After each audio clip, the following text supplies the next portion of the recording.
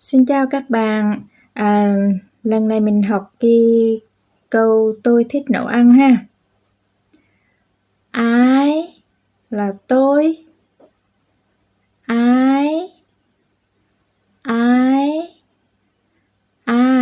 là tôi ha.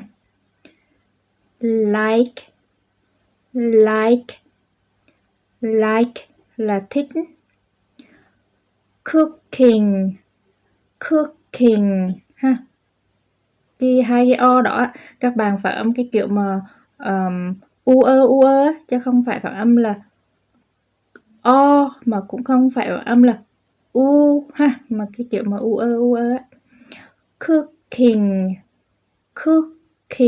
ha, chứ không phải là cooking, không phải là vậy, không phải là cu, cũng không phải là co, mà là cooking ha, cooking. Cái âm này á các bạn phát âm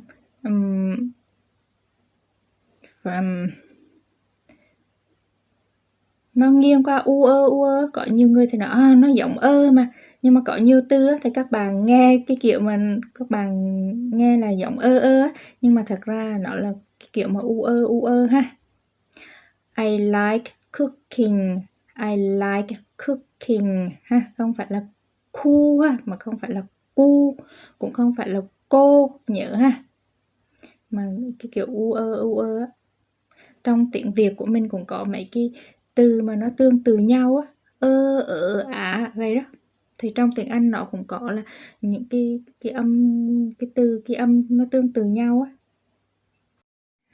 Và cái từ like thì nếu mà bây giờ đang tập á thì mình phát âm nó chậm vậy á, nhưng mà khi mà các bạn quen rồi các bạn phát âm nhanh á, thì cái từ này cũng đọc nhanh thôi. Like ha, chứ không có cần phải like, không có cần kéo dài á, mà like ha. Trong tiếng Anh thì các bạn cứ nhớ là cái âm cuối á, thì thường là phát âm nhẹ, nó càng nhẹ càng tốt á.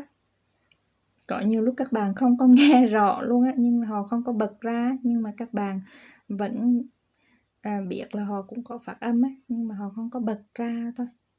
Cho nên nhưng mà khi mà các bạn mới tập á, thì các bạn cứ bật ra từng cái âm một đi cho nó quen á, rồi khi mà các bạn phát âm nhanh á thì nó quen rồi á, thì các bạn không có bật ra đi nữa, nhưng mà các bạn biết là các bạn cũng có phát âm á, cái khẩu hình miệng rồi cái lưỡi á, cho